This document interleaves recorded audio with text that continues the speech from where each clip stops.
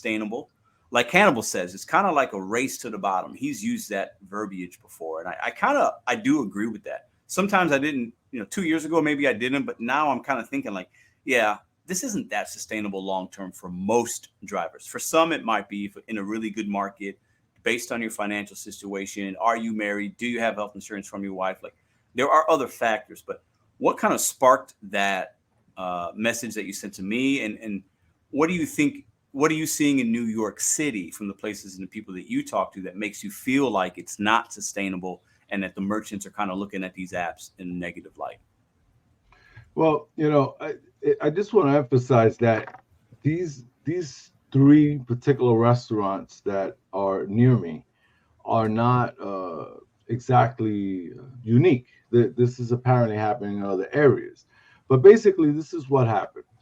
There's a Chinese restaurant that I go to all the time, and I'm very friendly with the owners, and the delivery people that work there that actually work for the restaurant, and they were telling me that there was no longer they got rid of all the apps. They just don't take it anymore. And there was a couple of delivery guys, actually three, I found out, that all teamed up and work as a team to service these three restaurants.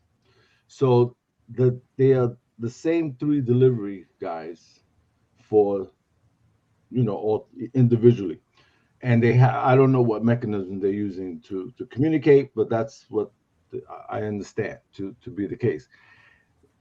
When they broke down to me what they did, and the conversation came up because she was handing me a new menu.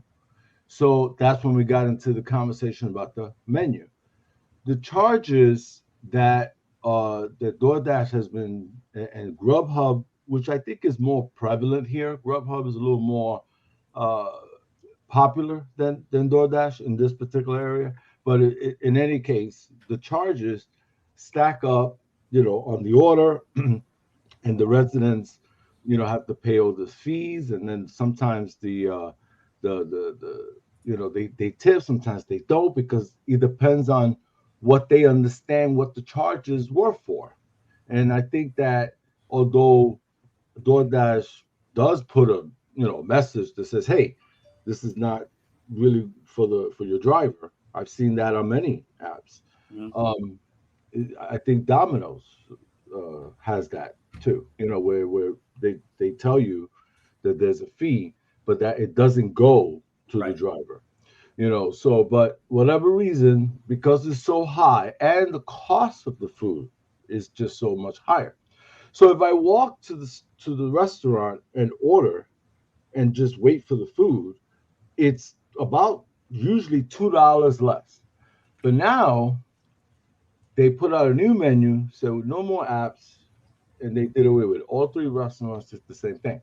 So I'm trying to find others, to be more specific, to see if this is really a trend. I'm not sure. I'm not sure. All I know is this: my wife used to order all the time. She had all these credits and points because she was using it a lot, and she suddenly stopped. And of course, I became her driver. So go get me my food. Go this, go get that. And I'm like, "What's up?" She said, "Look at these different. Look at the cost." Look, look, look. She's freaking out about how many fees she's paying on one order of food. And oftentimes she'll say to me, "Do you want something?" Just to make the damn order more worth it, Mm. so that there's another meal in there.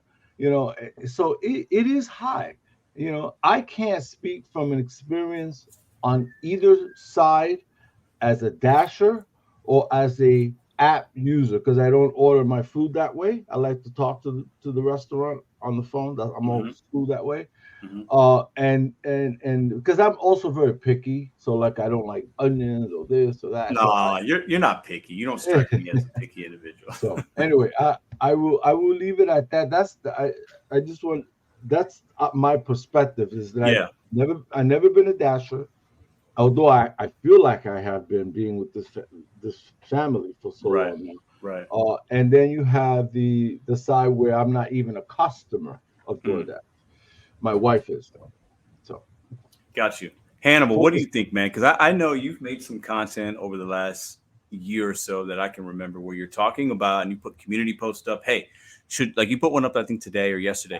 Do you tip on takeout orders? And Yeah. you talk about, you go to certain ramen, I think a ramen house or a pho place or something where they don't do tipping at all, right? And the service Yes. fees, they try to keep the costs down for the consumer, right? So I feel like you're somebody that thinks about that and has seen it in your local area, right? So what could you add to what kind of Sam is saying, some of the things you've seen, your thoughts on this?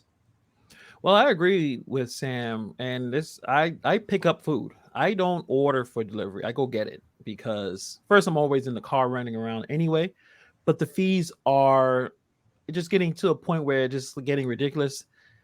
Sometimes I do just make a sandwich. Sometimes I'll look at I'll look at what I want to order from a restaurant. And I'm like, Yeah. maybe I'll just, and it's also probably healthier as well. But I sent you a message on an order. This is from, I forgot, I think Twitter. Someone ordered something on DoorDash. It was $23, Mm-hmm. and then the fee started to pile up. Regulatory response fee, right? Yeah. So wherever this person lives, the regulatory, they probably have a cap, so you're gonna pay for that. Delivery fee, then the fees and estimated tax. It says fees and estimated tax. What other fees is they talking about? But they put everything together. Then I guess this person wanted express, so I have the express fee, and with the dasher tip. So from $23, it goes up to $42 to order something. That's great. Yeah, that's It wild. is not sustainable. So this is where Tony Shu and Dara Khosrowshahi, and I don't know the CEO for Grubhub. This is their struggle. They have to make this into a business. They have to start making money, and they're trying to nickel and dime, and they're grabbing 30% from the restaurants. They're grabbing this much from the obviously from the customer, and the dashers are not making as much because most people are not tipping. They're not, and you could say partly because these fees are really expensive. It's a lot of fees. So let me ask you a question real quick. You think the majority of consumers don't tip? That's what you feel?